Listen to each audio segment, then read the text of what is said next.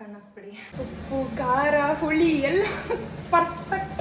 ನನಗೆ ಚಟ್ಟಲಿಯನ್ನು ಅಯ್ಯೋ ಕಿತ್ತಂತ ಇದು ಸ್ವಲ್ಪ ಡಿಫ್ರೆಂಟ್ ಆಗೋಗುತ್ತೆ. ಇಷ್ಟು ಚಿಕ್ಕದಿದ್ದು ದೊಡ್ಡದಾಯಿ ಗ್ರೋತ್ ಆಗಿ ಮತ್ತೆ ಅದು ಕಣ್ಣತ್ರ ಎಲ್ಲ ಬಂದು ಅದು ಒಂದೊಂದಕ್ಕೆ ಅಂದರೆ ಬೇರೆ ಬೇರೆ ಕಾಯಿಲೆಗಳಿಗೆಲ್ಲ ಟರ್ನ್ ಅಪ್ ಚಾನ್ಸಸ್ ಇರುತ್ತೆ.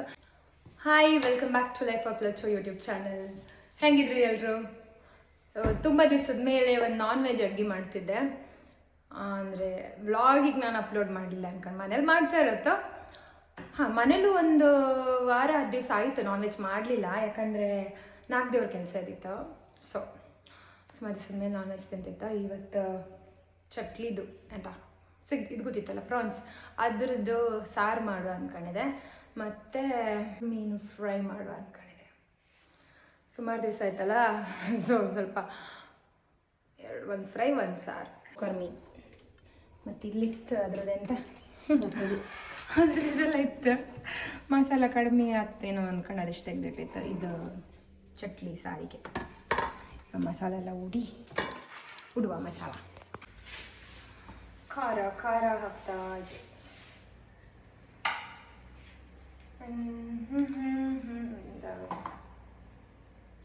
ವಿಡಿಯೋ ಫುಲ್ ಕಾಣಿ ಆಯ್ತಾ, ಸ್ಕಿಪ್ ಮಾಡಬೇಡಿ. ಹೇಳಿ ಗಂಟೆ 12:30 ಆಯ್ತಾ ಬಂತು. ಇದೀಗ ಖಾರ ಹಾಕಿ ಇಟ್ಟರೆ ಒಂದು ಅರ್ಧ ಗಂಟೆ ಅಂದರೆ ಒಳ್ಳೇದಲ್ಲ, 1 ಅವರ್ ಆದರೆ ಮತ್ತೆ ಒಳ್ಳೆ. ಅಷ್ಟೆಲ್ಲ ಟೈಮೇ ಇರ್ತೀವಿ, ಊಟ ಮಾಡೋತ್ತಿಗೆ 2 ಗಂಟೆ ಆಗ್ತದೆ. ನೋಡುವ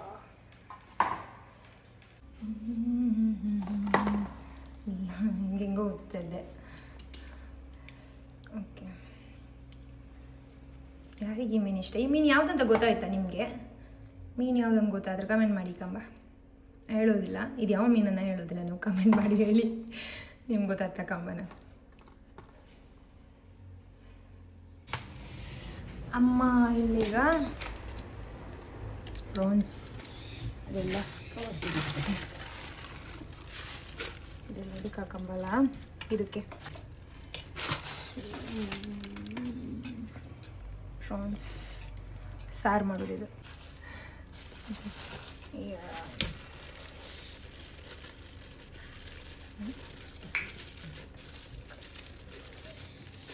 ತಡಿದ ನೋಡಿ. ಸಾರಿ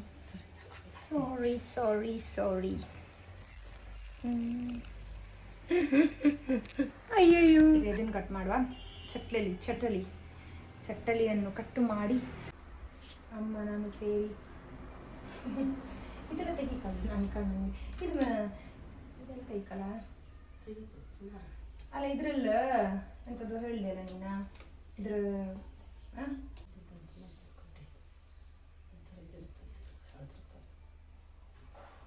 ಅದ್ರ ಬೆನ್ನಿದಲ್ಲ, ಅದೆಂತ ಹೇಳಿದ್ರಲ್ಲ, ಕೊಲೆಸ್ಟ್ರಾಲ್. ಇದು ಈ ಥರ ಪ್ರಾನ್ಸ್ ಇಷ್ಟಪಡೋರಿಗೆ ಖುಷಿ ಆಗ್ತಂತಲ್ಲ. ಇದನ್ನೆಲ್ಲ ಕಂಡ್ರೆ ಚಿಕನ್ ಇಷ್ಟ, ಎಲ್ಲಕ್ಕಿಂತ ಚಿಕನ್ ಇಷ್ಟ. ಚಿಕನ್ ಫಸ್ಟ್, ಕಡೆಗೆ ಫಿಶ್ ಯಾವುದಾದ್ರೂ ಅಡ್ಡಿಲ್ಲ. ಮೊದಲಂತೂ ಫಿಶ್ ಯಾವುದಾದ್ರೂ ನಾನು ತಿಂತಿದ್ದೆ. ಈಗ ಸ್ವಲ್ಪ ಅದೇ ಅಷ್ಟೊಂದು ಇದು ಮಾಡೋದಿಲ್ಲ, ಫಿಶ್ ಅನ್ಕೊಂಡು. ಮೊದಲೆಲ್ಲ ಫಿಶ್ ಆದರೆ ಆಯ್ತಷ್ಟೇ, ಯಾವುದಾದ್ರು ತಿಂತೆ. ಚಿಕನ್ ಜಾಸ್ತಿ ಇಷ್ಟ, ಆಮೇಲೆ ಫಿಶ್. ಇಂಥದ್ದೇ ಫಿಶ್ ಬೇಕಂತಿಲ್ಲ. ಸುಷ್ಮಿತಾಗೆಲ್ಲ ಇದು ಇಷ್ಟ ಅಲ್ಲ, ಬಗಳು ಇಷ್ಟ ಅಲ್ಲ, ಅವ್ರು ಎಲ್ಲದೂ ತಿಂತಿಲ್ಲ. ತಂಗಿ ಲಾಸ್ಟ್ ಅವಳು, ಸೆಕೆಂಡ್ ಅವಳು ಅಡಿಲ್ಲ ತಿಂತ. ಎಸ್,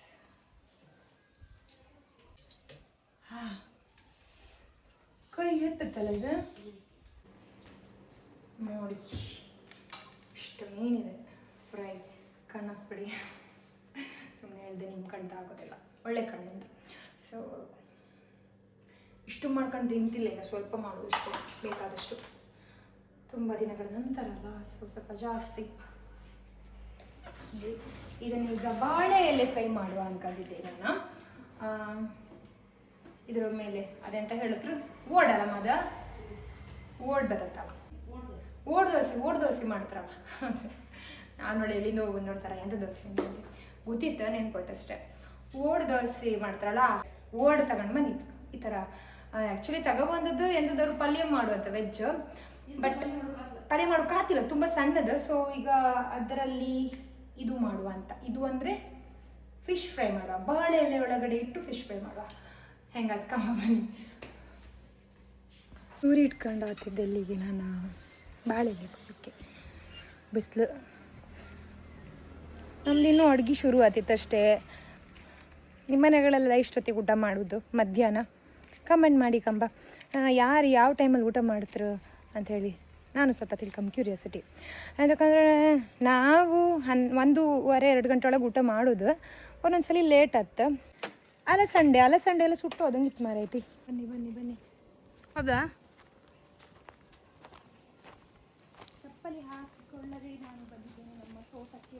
ನಮ್ಮ ತೋಟದಲ್ಲಿ ತುಂಬ ಎಲ್ಲ ಆಯ್ತಾಯ್ತಾ. ಇನ್ನೊಂದ್ಸಲ ವ್ಲಾಗ್ ಮಾಡಿ ತೋರಿಸ್ತೇವೆ. ಸ್ವಲ್ಪ ದೊಡ್ಡದಾಗಿ ಮಾವು ಬೇವು ಅದು ಎಲ್ಲ.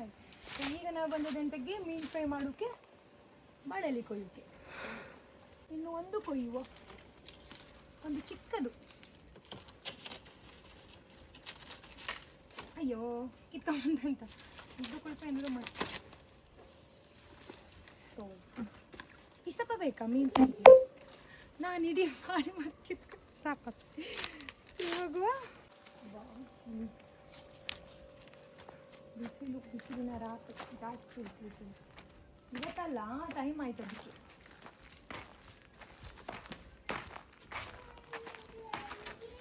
ಈಗ ಮೀನು ಫ್ರೈ ಮಾಡುವ. ಇಷ್ಟಪ್ಪ ಇತ್ತು ಅನಿಸ್ತಲ್ಲ ಕಾಂಬತಿಗೆ. ಬಟ್ ಇದು ತೆಗೆದ್ರ ಮೇಲೆ ಎಂತ ಸಿಪ್ಪೆ ಎಲ್ಲ ತೆಗೆದ್ಮೇಲೆ ಇಷ್ಟೇ ಸಾಕು. ನಾನು ಸ್ವಲ್ಪ ಬಾಳೆಲೆ ತರಕಾರಿ ಇಷ್ಟಪಟ್ಟಂಗಿದೆ. ಕ್ಲೀನ್ ಮಾಡುವ ಬಾಳೆಲೆ. ಓಕೆ, ಫಸ್ಟ್ ಇದನ್ನ ಆಶಿತ್ತೆ. ಅಡುಗೆ ಮಾಡೋದಿಲ್ಲ, ಕ್ಲೀನಿಂಗ್ ದೊಡ್ಡ ಕಷ್ಟ ಅಲ್ಲ. ಬಾಳೆಲೆ ಫ್ರೈ ಒಂದ್ಸಲಿ ಬಾಳೆಲೆ ಫ್ರೈ ತುಂಬ ಸಲ ಟ್ರೈ ಮಾಡಿದ್ದು. ಈ ಥರ ಮಣ್ಣಿದು ಒಳಗೆ ಮಾಡೋದು ಫಸ್ಟ್ ಟೈಮ್ ಇದೆ ನಾವು ಮನೇಲಿ ಟ್ರೈ ಮಾಡೋದು. ಅಂದರೆ ನಾರ್ಮಲ್ಲಿ ಮಸಾಲೆ ಮಾಡಿದ್ದು ಮಾಡಿ ಅದ್ರಲ್ಲಿ ಫಸ್ಟ್ ಟೈಮ್ ಮಾಡೋದು. First time. ಸೊ ಇದು ನಾವು ಕರಿಬೇವಿನ ಸೊಪ್ಪು ಎಲ್ಲ ಹಾಕುವ. ಇದಕ್ಕೆ ಕರಿಬೇವಿನ ಸೊಪ್ಪು ಹಾಕಿ ಮೀನು ಫ್ರೈ ಇದು ಮಸಾಲ ಉಳಿತಲ್ಲ, ಮೀನು ಕರಿಬೇವಿನ ಸೊಪ್ಪು ಹಾಕುವ.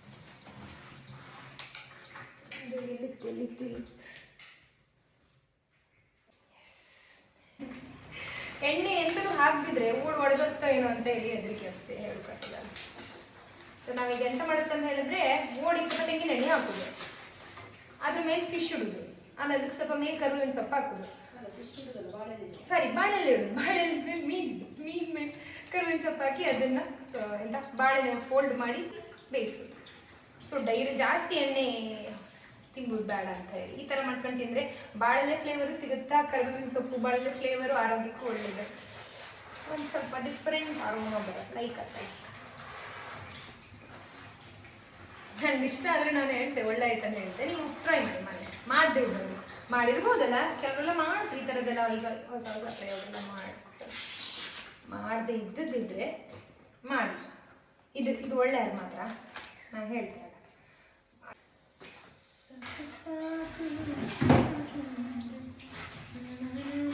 ಮತ್ತೆ ನನ್ನ ಕಿಚನ್ ಐಟಮ್ ಎಲ್ಲ ತಗೊಳ್ಳೋದೆಲ್ಲದನ್ನು ನಾನು ಇದು ಹಾಕಿರುತ್ತೆ, ಟ್ಯಾಗ್ ಮಾಡಿರ್ತೆ. ಪ್ರಾಡಕ್ಟನ್ನು ಟ್ಯಾಗನ್ನು ಡಿಸ್ಕ್ರಿಪ್ಷನಲ್ಲಿ ಹಾಕಿರುತ್ತೆ. ನಿಮ್ಗೆ ಏನಾದರೂ ಇಂಟ್ರೆಸ್ಟ್ ಇದ್ದರೆ ನೋಡಿ, ಬೈ ಮಾಡಿ. ನಾನು ಯಾವುದೆಲ್ಲ ಹೊಸದೆಲ್ಲ ಕಿಚನ್ಗೆ ಬೇಕಾದ ಕಂಟೈನರ್ಸು, ಕೆಲವೊಂದೆಲ್ಲ ಸ್ಟೀಲ್ ಪಾತ್ರೆಗಳೆಲ್ಲ ಇರುತ್ತಲ್ಲ, ಅದೆಲ್ಲ ತಗೊಳೋದೆಲ್ಲ ನಾನು ಪ್ರಾಡಕ್ಟನ್ನು ಹಾಕಿರುತ್ತೆ. ಬೇಕಾದರೆ ಸ್ಟಾಪ್ ಮಾಡಿ. ಬಾ, ಇಷ್ಟು ಸಾಕಲ್ಲೇನಾ? ಇಷ್ಟು ಸಾಕಲ್ಲ ಬಾಳೆ ಫ್ರೈ ಮಾಡ್ತೇನೆ. ನಮಗೆ ಅವಳು ಬೇಕಂತ, ಅವಳಿಗೆ ಫ್ರೈ ಬೇಕಪ್ಪ. ನಿಮಗೆ ಫ್ರೈ ಬೇಕು, ಫ್ರೈ ಈಗ ಮಾಡಬೇಕು. ಇದೆಂತ ಬೇಕು ನಿಮಗೆ? ಕೋಳಿ ಸೌಂಡ್ ಕೆಂದಿತ್ತ ಕೊಕ್ಕೋ ರೆಡಿ ಆಗಿದೆ. ಬಾಳೆ ಎಲೆಗಳನ್ನು ತಂದು ನಾವು ಇಟ್ಟಾಗಿದೆ. ಸೊ ಈಗ ನೆಕ್ಸ್ಟ್ ಕೆಲಸ ಫ್ರೈ ಮಾಡೋದು. ಮತ್ತು ಇನ್ನೊಂದು ಇನ್ಫಾರ್ಮೇಷನ್ ಶೇರ್ ಮಾಡ್ಕೊಂಡಿದೆ ನಿಮ್ಮ ಜೊತೆ. ಇದು ತುಂಬ ಸೀರಿಯಸ್ ವಿಷಯನೇ, ಬಟ್ ತುಂಬ ಜನ ನೆಗ್ಲೆಕ್ಟ್ ಮಾಡ್ತಾರೆ ಈ ವಿಷಯನ. ನನ್ನ ತಂಗಿದೆ, ಸ್ವಂತ ತಂಗಿದೆ, ಅವಳು ತೋರಿಸೋದಿಲ್ಲ. ಅವಳಿಗೆ ಜಸ್ಟ್ ಆಪ್ರೇಷನ್ ಆಯ್ತು ಅಷ್ಟೇ, ಒಂದು 10-12 ದಿವಸ ಆಯ್ತು. ಈಗ ಆಪ್ರೇಷನ್ ಆದದ್ದು ಇಲ್ಲಿ ಕಿವಿ ಹಿಂದೆ. ಆಪ್ರೇಷನ್ ಎಂತ ಅಂತ ಹೇಳಿದ್ರೆ, ಈ ಥರ ಮೈ ಎಲ್ಲ ಹಿಂಗೆ ಮುಟ್ಕೊಂಡ್ರೆ ಒಳಗಡೆ ಒಂಥರಲ್ಲ ಗಟ್ಟಿ ಗುಳ್ಳೆ ಥರ, ಅದು ಗಣ್ಣಿ ಅಂತ ಹೇಳೋದು ನಾವು. ಹಿಂಗೆ ಮುಟ್ಕೊಂಡು ಪ್ರೆಸ್ ಮಾಡಲ್ಲೇ ಒಂಥರ ನಮಗೆ ಹಾರ್ಡ್ ಬೌಲ್ಸ್ ಥರ ಸಿಗುತ್ತೆ ಒಂದೊಂದು ಸಾರಿ. ಸೊ ನಾವು ಅದೆಂತ ನೆಗ್ಲೆಕ್ಟ್ ಮಾಡುತ್ತೆ. ಯೂಶ್ವಲಿ ಅದು ಹೆಚ್ಚಿನವರು ಇರುತ್ತೆ, ಅದು ಕೆಲವೊಂದು ಹಾರ್ಮ್ಲೆಸ್ ಇರುತ್ತೆ, ಹೆಚ್ಚಾಗಿ ನಾವು ನೆಗ್ಲೆಕ್ಟ್ ಮಾಡುತ್ತೆ. ಅದೇನು ಸಣ್ಣ ಗುಳ್ಳಿ ಅದು ಹೊತ್ತು ಎಲ್ಲರದ್ದು ಮೈಯಲ್ಲೂ ಇರುತ್ತೆ ಅನ್ನೋದು ಯೂಶ್ವಲಿ ನಾವು ನೆಗ್ಲೆಕ್ಟ್ ಮಾಡುತ್ತೆ. ಅದೇ ರೀತಿ ಅವಳು ಆಲ್ಮೋಸ್ಟ್ ಒಂದು 2 ವರ್ಷ ಆಯ್ತು ಅನ್ಸುತ್ತೆ, 2 ವರ್ಷ ಆಯ್ತು ಅವಳು ಚಿಕ್ಕದ ಗುಳ್ಳೆ ಅದಿಲ್ಲ ಒಳಗಡೆ ಹಿಂಗೆ ಪ್ರೆಸ್ ಮಾಡಿ ಕಂಡಳ. ಆಗ ಅವಳಿಗೆ ಏನೋ ಒಂಥರ ಒಳಗಡೆ ಎಂತ ಇತ್ತಂತ ಫೀಲ್ ಆಗ್ತಿತ್ತು. ಮತ್ತೆ ಅದೀಗ 2 ವರ್ಷದ ಮೇಲೆ ದೊಡ್ಡದಾಯ್ತು, ಒಂದಿಷ್ಟು ದೊಡ್ಡದಾಗಿದೆ. ಒಂದಿನ ಅವಳಿಗೆ ಎಂಥದ್ದು ತಾಂಗಿ ಅದು ಅಂದರೆ ಈ ಥರ ಗಡಿ ಬಿಡಿಯಲ್ಲಿ ಆಚೆ ತಿರುಗಾಡೋತ್ತಿಗೆ ಕಂಬ, ಅದು ಮನೆಯದು ಕಂಬ ತಾಂಗಿ ಅವಳಿಗೆ ಇಲ್ಲಿ ತಲೆ ತಿರುಗ್ದಂಗೆ ಆಯ್ತು. ಆಗ ಅವಳಿಗೆ ಫ್ಲ್ಯಾಶ್ ಆಯ್ತು, ಓಕೆ ಇದೊಂದು ಗುಳ್ಳೆ ಇತ್ತಲ್ಲ ಇಲ್ಲಿ ತಾಂಗ್ತಲ್ಲ ಎಂತ ಆಯ್ತು, ಒಂದ್ಸಲ ಡಾಕ್ಟರ್ ತೋರಿಸ್ಬೇಕಪ್ಪ ಅಂತೇಳಿ ಹೇಳಿ ಅದ್ರ ಮೇಲೆ ಅವಳು ಡಾಕ್ಟರ್ ಹತ್ರ ಹೋದವಳು. ಇಲ್ಲಾಂದ್ರೆ ಹೋತಿಲ್ಲ ಇದ್ದಿತ್ತು, ಲೋಕಲ್ ಡಾಕ್ಟರ್ ಹತ್ರ ತೋರಿಸಿದ್ರು. ಅವ್ರಿಗೆ ತೊಂದರೆ ಇಲ್ಲ, ಅದು ಗುಳ್ಳೆ ಅಲ್ಲ, ಇರಲಿ ಅದು ಇದ್ಕೊಳ್ಳಿ ಒಂದು ಬದಿಗೆ, ಎಂಥ ತೊಂದರೆ ಇಲ್ಲ ಅಂತ ಹೇಳಿದ್ರು. ಕೆಲವೊಂದ್ಸಲ ಎಂಥದ್ದು ಗೊತ್ತಾ, ಸೊ ಈಗ ಕಿವಿ ಸಂಬಂಧಪಟ್ಟದಂತ ಹೇಳಿದ್ರೆ ಇಯರ್ ಟಂಗ್ ಡಾಕ್ಟರ್ ಇದ್ರು, ಕಿವಿ ಡಾಕ್ಟರ್ ಇದ್ರು, ನೋಸ್ ಡಾಕ್ಟರ್ ಸಪ್ರೇಟ್ ಇರ್ತಾರೆ, ಅವ್ರ ಹತ್ರನೇ ತೋರಿಸೋದು ಒಳ್ಳೇದು. ಈಗಿನ ಇದ್ರಲ್ಲಿ ಹಾಗೆ ಒಂದು ಸಣ್ಣದಂತ ಒಂದು ನೆಗ್ಲೆಕ್ಟ್ ಮಾಡೋಂಗಿಲ್ಲ. ಮತ್ತದು ಅವಳಿಗೆ ಸ್ವಲ್ಪ ಮಗುನೆಲ್ಲ ಎತ್ಕೊಂಬತ್ತಿಗೆ ಸ್ವಲ್ಪ ಏನೋದು ಇದು ಇರಿಟೇಟ್ ಮಾಡೋಕೆ ಶುರು ಮಾಡ್ತಂತೆ. ರೀಸೆಂಟಾಗಿ ಮಣಿಪಾಲಕ್ಕೆ ಹೋದ್ವಿ. ಲೈಪೋಮಾ, ಅದೇ ಗಂಟು ಥರ ಇರುತ್ತಲ್ಲ ಅದಕ್ಕೆ ಲೈಪೋಮಾ ಅಂತಾರೆ. ಅದು ಯೂಶ್ವಲಿ ಎಲ್ಲರ ಅದರಲ್ಲೂ ಇರುತ್ತೆ, ಅದೆಂತ ಹಾರ್ಮ್ ಮಾಡೋದಿಲ್ಲ ಅಂದ್ರೆ.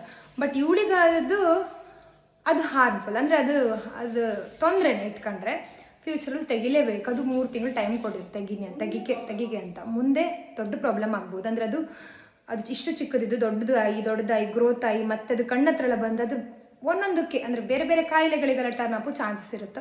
ಸೊ ನೀವು ತೆಗಿಲೇಬೇಕು. ಒಂದು 4 ಅವರ್ ಆಪ್ರೇಷನ್ ಆಗ್ತದೆ, ತುಂಬ ದೊಡ್ಡ ಆಪ್ರೇಷನ್.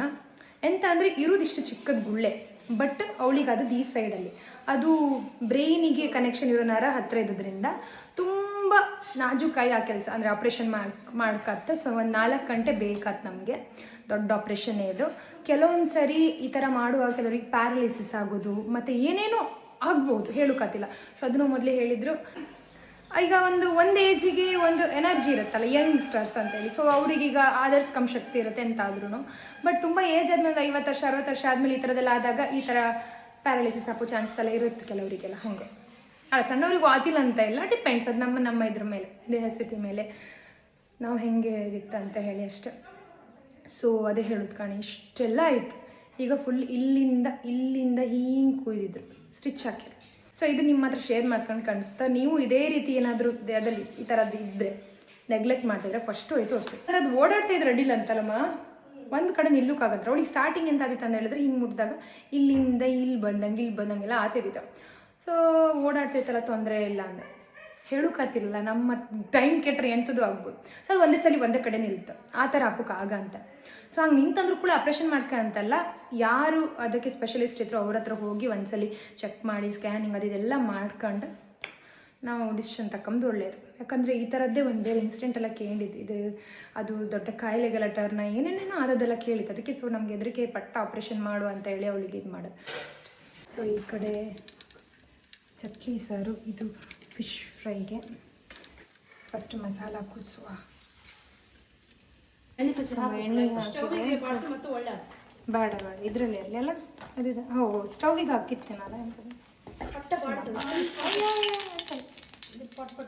ಕಟ್ಟಾಕಲ್ಲ, ತೆಗೆದು ಫೋನ್ ಹಾಕಿತ್ತು. ಹಾಂ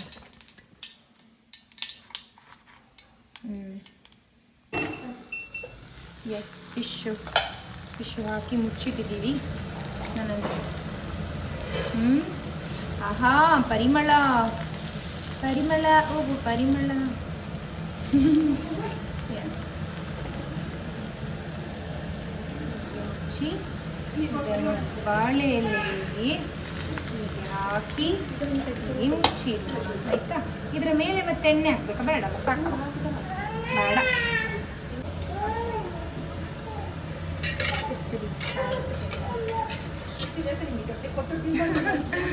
ಹೀಟದ್ ಬೇಡ.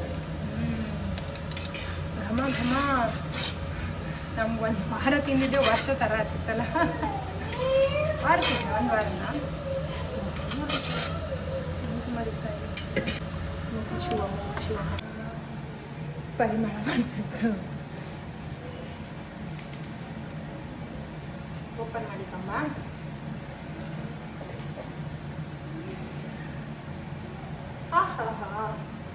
ಸ್ವಲ್ಪ ಬೇಯಿತು, ಥರ ನೀರು ಬಿಡುತ್ತಪ್ಪ ಅದು ಬಾಳೆಲೆ.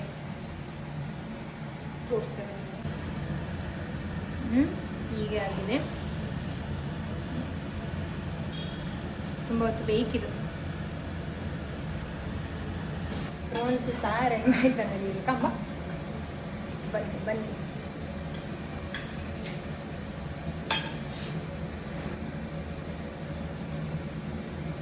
ಸೂಪರ್ ಆಯ್ತು.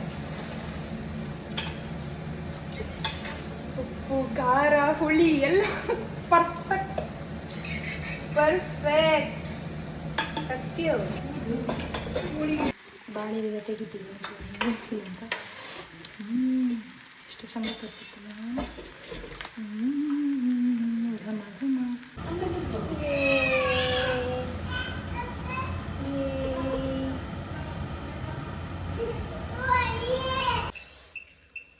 ಚಕ್ಲಿ ಆಲ್ರೆಡಿ ತಿಂದೆ. ತೋರ್ಸೋಕೆ ಮತ್ತೆ ತಿಂತೆ. ಸಕ್ಕರೆ ಇದು.